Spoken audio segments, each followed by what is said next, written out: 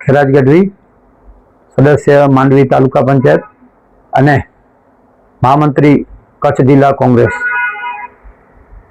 આજે કચ્છ મિત્રમાં એક મેં લેખ જોયેલો અને એની અંદર પર્યટન પર્વ નિમિત્તે જે એક લોકડાળાનું આયોજન કરવામાં આવે છે, જે સરકાર દ્વારા પ્રશાસન દ્વારા જે એનું આયોજન કરવામાં આવેલ છે, એને હું સખત શબ્દોમાં વખોડું છું અને એનો હું વિરોધ કરું છું। વિરોધ કરવાનું માત્ર એ કારણ છે કે માંડવી બીચ છે, માંડવી સિટી છે, ત્યાં સફાઈનો અભાવ છે, પર્યટકો જે આવે છે એના માટે કોઈ સુવિધા નથી અને બીચ ઉપર જે સુવિધાઓ આપવામાં આવે છે એનો પણ શુલ્ક લેવામાં આવે છે અને એ શુલ્ક જે છે એ પર્સનલ પોતાની રીતે પોતાના ખિસ્સામાં રાખી દે છે। નગરપાલિકામાં કોઈ રકમ જમા કરવામાં આવતી નથી।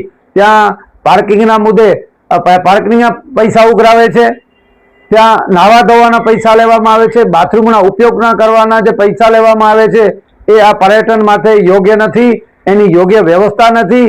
અને મુખ્ય વાત જે છે કે માંડવી બીચ ઉપર જવા માટે ત્યાં એક બહારથી એક બાયપાસ રોડ જે કરવાનું હતું એ કરેલું નથી। એની ગ્રાન્ટ પણ પાસ કરવામાં આવી હતી। એ ગ્રાન્ટ પણ ક્યાં ગ્રાન્ટ એ જે વસ્તુ રસ્તાની જે ગ્રાન્ટ હતી એ ક્યાં વપરાણી એનો ક્યાંય કોઈ ઉલ્લેખ નથી। એ ગ્રાન્ટનું શું થયું અને રસ્તા બાબતે આ નગરપાલિકાએ આ પ્રશાસને કાંઈ કરેલું નથી અને માત્ર ને માત્ર સરકારના પૈસે જે તાયફાઓ કરી રહ્યા છે એ બંધ કરવામાં આવે અને આવા દાયરાઓ જે પોતાના સરકારના પૈસા બગાડી અને આવા આયોજનો અને ભારતીય જનતા પાર્ટીની વાહ કરવા માટે જ આ પ્રોગ્રામો કરવામાં આવે છે એનો હું ખૂબ વિરોધ કરું છું। તમે અત્યારે પણ માંડવી કોટ વિસ્તાર જે છે, બહારના વિસ્તારો છે, જે ગંદકીથી બહુ ત્રસ્ત છે અને સ્વામિનારાયણ મંદિર છે જે અત્યારનું હાટ સમાન, ત્યાંથી માણસો આવજા કરતા હોય છે, હજારો માણસો આવતા જતા હોય છે।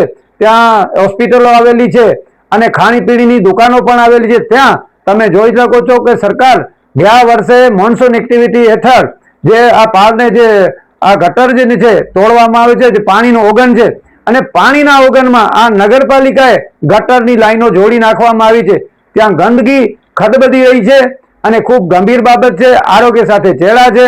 એટલે પહેલા તો આ નગરપાલિકા, આ પ્રશાસન તમામ આ આરોગ્યની કાળજી લે અને સફાઈની કામગીરી બરોબર આરંભે અને પછી જ જો આવા પ્રોગ્રામ કરે તો અમે એની સાથે છીએ, નહીં તો અમે આ પ્રોગ્રામનો ખુલ્લેઆમ વિરોધ કરશું અને એ કોઈ પણ જાતનો કોઈ અનિચ્છનીય બનાવ બને તો એ સરકારશ્રીની જવાબદારી રહેશે।